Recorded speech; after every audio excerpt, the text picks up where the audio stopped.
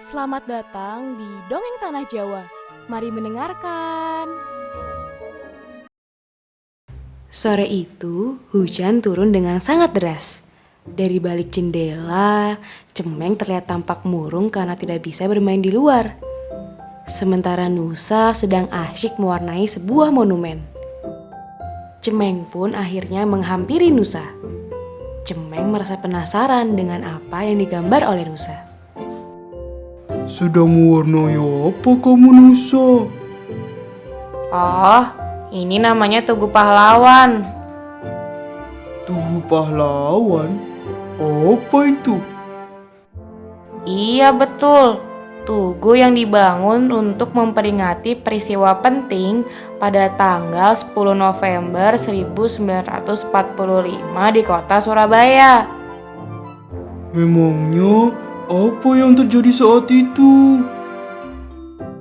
Jadi, pada tanggal 10 November 1945 itu telah terjadi sebuah pertempuran besar antara para pejuang Indonesia dengan pasukan penjajah Belanda. Pertempuran itu yang di kemudian hari menjadi simbol dari perlawanan rakyat Indonesia terhadap penjajah. Setelah selesai mewarnai, Nusa pun mengambil buku cerita tentang sejarah Hari Pahlawan dan mulai membacakan cerita untuk Cemeng.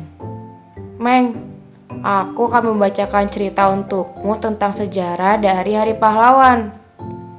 Semua berawal dari kedatangan pasukan sekutu ke Indonesia. Padahal sebelumnya Indonesia sudah mendeklarasikan kemerdekaannya pada tanggal 17 Agustus 1945.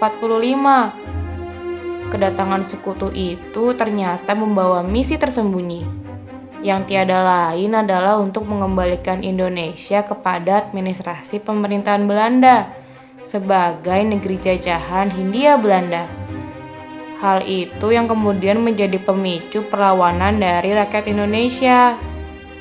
Puncaknya adalah insiden perobekan bendera Belanda di atap gedung Hotel Yamato, Surabaya pada tanggal 19 September 1945. Saat itu rakyat Surabaya merobek bagian berwarna biru dari bendera, menyisakan warna merah dan putih sebagai simbol penegakan kedaulatan Indonesia dan penolakan terhadap kembalinya pemerintahan Belanda di Indonesia. Peristiwa ini kemudian disusul dengan perintah gencatan senjata oleh Presiden Soekarno, yaitu pada 29 September untuk meredakan suasana yang memanas. Walau begitu, suasana kembali memanas hingga berujung pada bentrokan bersenjata pada 30 Oktober. Pertempuran besar itu juga menyebabkan tewasnya salah satu pemimpin dari pihak sekutu, yaitu Brigadir Jenderal Malabi.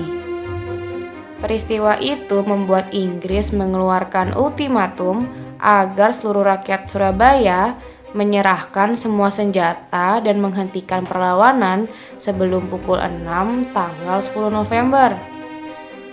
Namun, ultimatum ini tidak dihiraukan oleh rakyat Surabaya. Mereka memutuskan untuk terus melakukan perlawanan.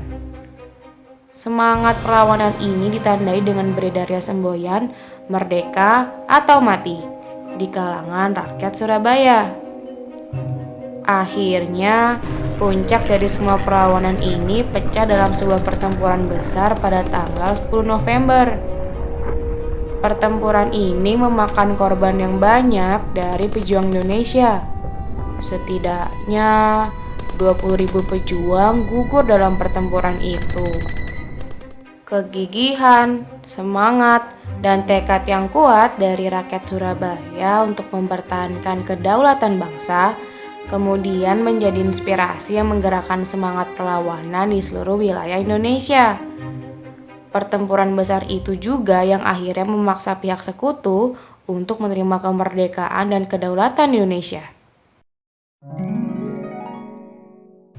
Nusa kemudian mengambil gambar Tugu Pahlawan yang telah selesai diwarnainya. Untuk memperingati peristiwa tersebut, Maka dibangunlah Tugu Pahlawan.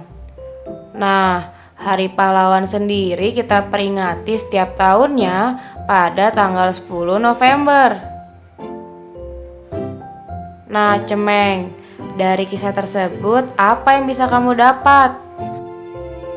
Dari peristiwa itu, kita bisa belajar bahwa kegigihan, semangat, dan tekad kita yang kuat bisa menginspirasi orang lain. Seperti yang dilakukan rakyat Surabaya dalam mempertahankan kedaulatan bangsa, yang pada akhirnya menginspirasi bagi seluruh wilayah di Indonesia. Pinter kamu, Meng. Nah, Sobat Javacil, sebagai generasi penerus bangsa, tentunya kita harus menghargai jasa para pahlawan yang sudah berjuang hingga titik darah penghabisan.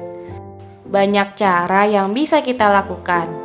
Di antaranya adalah belajar dengan tekun agar cita-cita kita tercapai. Dengan demikian, kita bisa mengharumkan nama Indonesia. Berakhir sudah cerita tentang sejarah Hari Pahlawan. Sampai bertemu kembali di Dongeng Tanah Jawa berikutnya ya. Dadah!